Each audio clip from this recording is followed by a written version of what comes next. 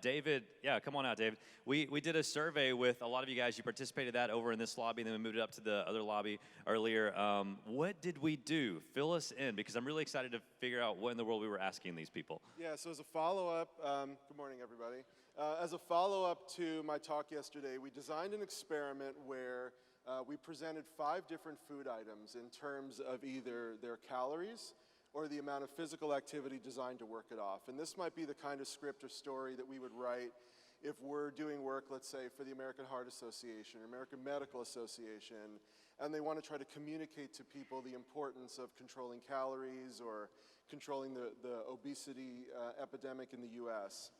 So it shows the importance of the difference between how you present that kind of information. So we presented 5 different common foods, and one group heard the story describing them in terms of calories.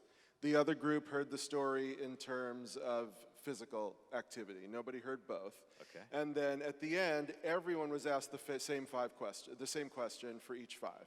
On a scale of 1 to 10, when watching calories, we're not judging these for whether or not they're healthy, but if you're watching calories, how good or bad a choice is it? And what we were most focused on is what we would call the bottom 3 box, those who answered a 1 through 3, which we would classify as a very bad choice. Okay. All right, so let's see what people did.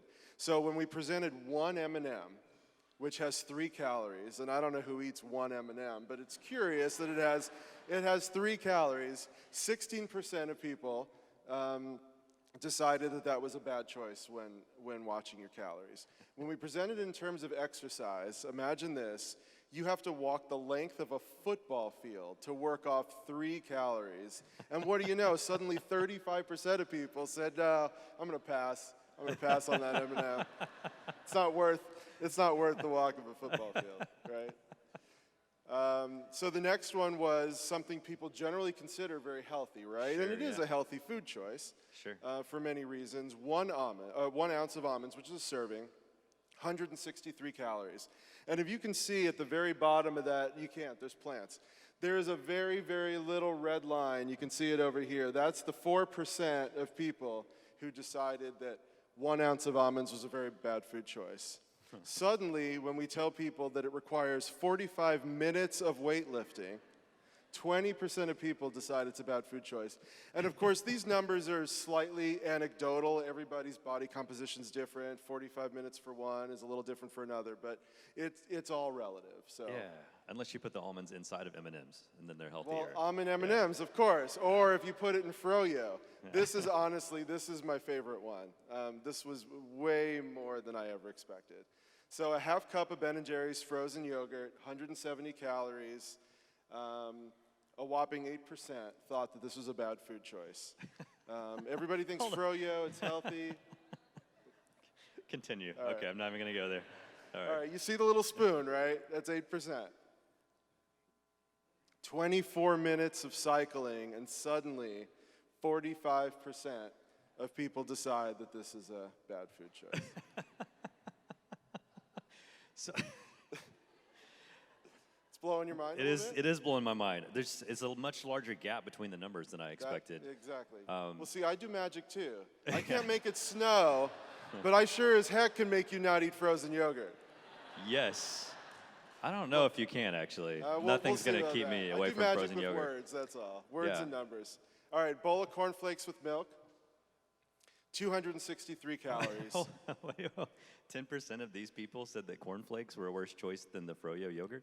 Well, when presented individually, 10% at 263 calories said it's a bad choice. What is wrong with you because people? I'm frozen yogurt, it's yogurt, right? Okay, yeah. Yogurt's healthy, it's all perception. You have to take an hour-long walk to burn it off. 29% of people said it's a bad food choice. Wow. And finally, the gut buster. The always healthy salad, right? I'm sorry if anybody here works for Applebee's. This is right off the website. I didn't make this up. Southwest entree salad with grilled chicken, which is what most health-conscious people would choose. 1,010 calories, so 28%. I'm not surprised it's a bigger number to start with. 2 hours of jogging takes it up to 43%. Yeah. So, I mean, this is very obvious what this tells us. So this may seem like a dumb question, but what do we learn by these simple results about how we tell stories and what we have the ability to change and how we do Well, what we learn is it really depends on what outcome are you trying to elicit, right? For people to hear about food in terms of calories, calories are kind of nebulous. What is a calorie? What's 170 calories? What does that mean to me? But I know exactly what 45 minutes of weightlifting or an hour of jogging is going to mean to me. So depending on what you're trying to get people to do or feel with a story, it's incredibly important to think about how you present information. And going back to those biases from yesterday, it's then how people are going to receive and on autopilot process that information. So good. Is this helpful? It's very helpful, right? Will you help me appreciate David again? Man, thank you so much. Awesome. Thank So you. good.